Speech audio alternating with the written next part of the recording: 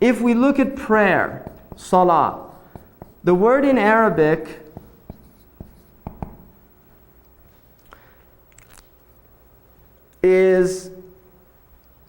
it's a word that comes from a root word that means, it can mean a few things. One of them is to burn up.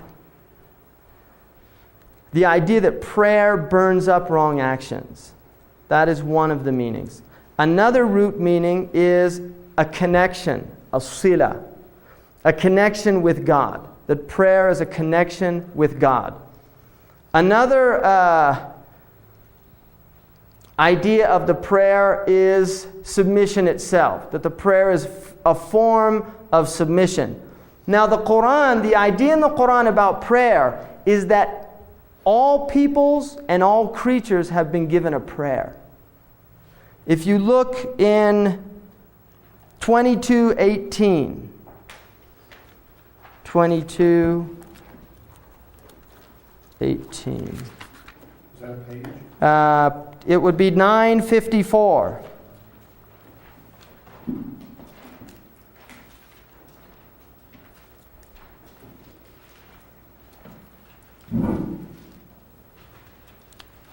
It says, "Have you not seen that all prostrate to Allah? All things that are in the heavens and the earth, the sun, the moon, the stars, the hills, the trees, the animals, and a great number among mankind. But a great number are also such as unto whom the chastisement is justly due." So here's an idea that everything is prostrating. Everything is in a state of prostration. The heavens, the earth, the mountains, the trees, that everything is worshiping. This is something in the Quran, it says, everything is glorifying God, but you do not hear its glorification. There's a tradition that the Prophet Muhammad picked up some rocks, pebbles, in his hand, and he held them out. And some of his companions heard the rocks glorifying God. And then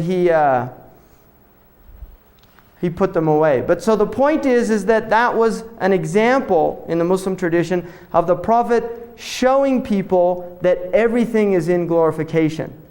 Now, if you notice, when it gets to man, it changes the way it says. It says, "and a great number from humankind."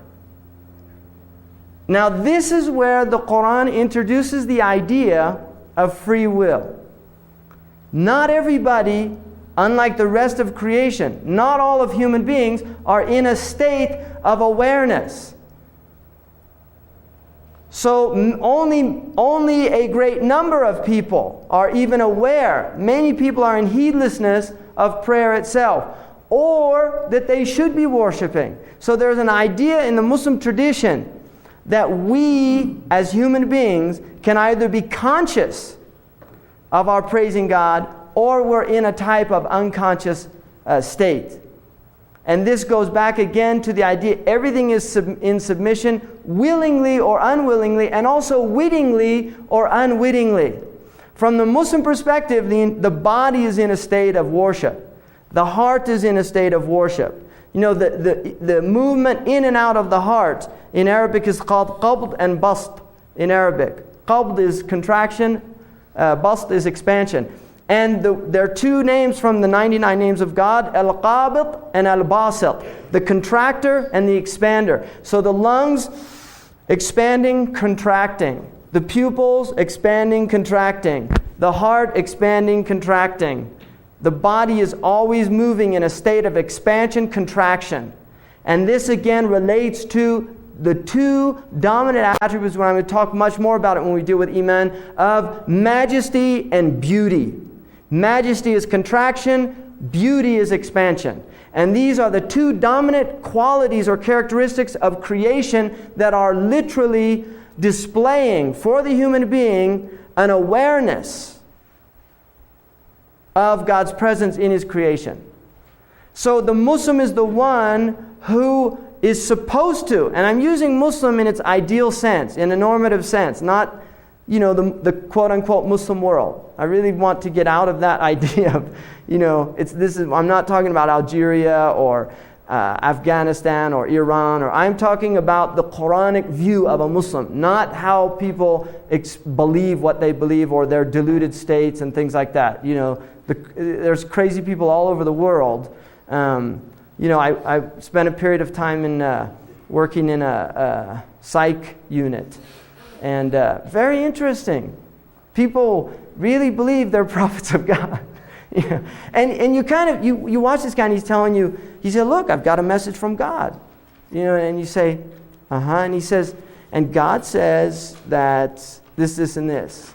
And you're in big trouble if you don't believe me. And there's a kind of, I used to listen to these people because that was part of what we were supposed to do. I used to listen to these people, and there was something in me that wanted to say, come on, you're just pulling my leg, right? There was really something in me that just wanted to nudge this person.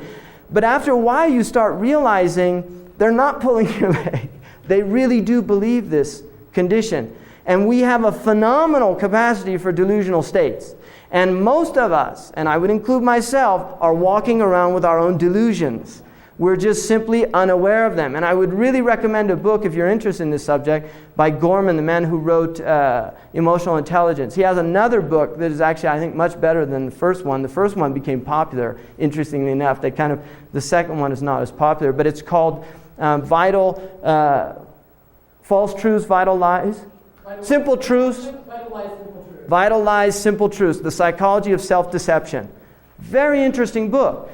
Because here's somebody who's just looking at now what we know about our brain and our delusional states. And I think that religion is really one of the big opportunities to go into serious delusional states. Goleman.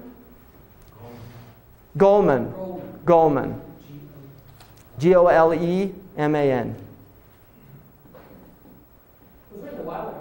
It was, and it only became, now it's after his emotional intelligence. See, this is what the publishers do.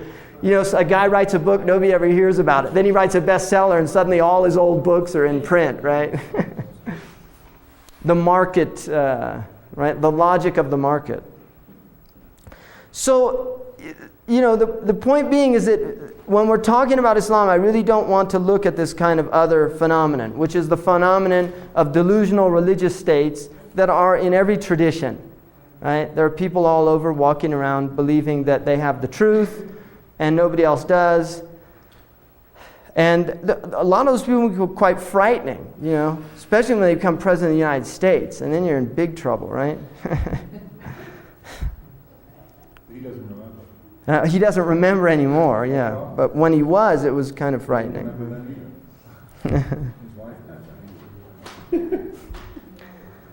So, let's see now. So the human being then is the individual that can either become conscious of the fact that everything is in praise and everything is in glorification and everything is in prostration, or they can be heedless of this fact. The idea then within the Muslim tradition is that Islam is the process of waking up to this reality. And the Prophet Muhammad said, peace be upon him, he said, human beings are asleep, and when they die, they wake up. So there is an idea that we are in a dreamlike state. And I find it really interesting that the word in Arabic for child, which is ghulam, comes from ghulma, which means to lust after, to desire. That a child is a ghulam until they enter into what is called puberty, and the word in Arabic for puberty is ihtalam. The root word comes from a word which means to dream. Now, when you take the root meaning of this ihtalam, it literally means to internalize the dream. If you take the word to reach adulthood, it means to internalize or become aware of the dream. The idea there, I think, is that children are in a dream world. It's a beautiful world that they're in, but they're not aware of the dreamlike nature of the world that they're in. And it's a gift. And actually, from the Muslim point of view, children have no accountability. And the beginning of discernment is about the age of 7, where you begin to take them to account gently. Prior to that, traditionally, the Muslims did not encourage any type of discipline for children before the age of 7. The discipline should be very gentle discipline. The idea is that they literally do not have within them the capacity to restrain themselves from their actions. Now, children, obviously, you'll see, my child's 5 years old, and he's getting a sense of right and wrong. But the idea there is that really, that their brains, you can tell them, don't do this. They'll do it again, oftentimes not because they're disobeying you. And that they might appear to be guilty when you remind them, because suddenly they become aware. But there is a type of forgetfulness that takes place in the child's world, because the brain cannot maintain this continuity. And you'll see it, Chilton Pierce talks about this phenomenon when the neural networking is taking place in those first 7 years, that a child at about the age of 2 and 3, the will is developing.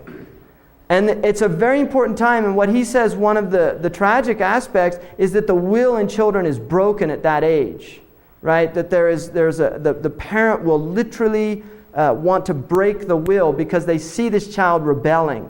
They see this child saying, me, and no. They learn no, right? It's the first word that children really get in contact with.